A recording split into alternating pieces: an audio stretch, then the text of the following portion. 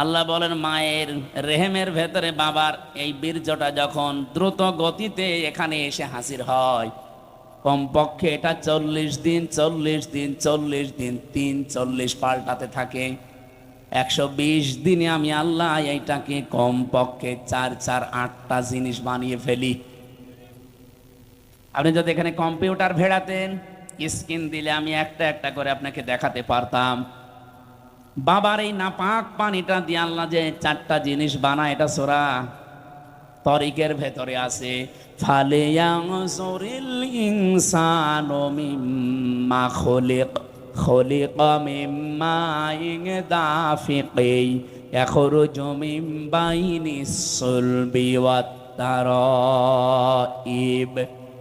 এক একটা শব্দ যদি ভেঙে ভেঙে আপনি অর্থ করেন, দেখবেন সুলবন 1 বচন দিয়েছেন, তারাইব দিয়েছেন বহু বচন।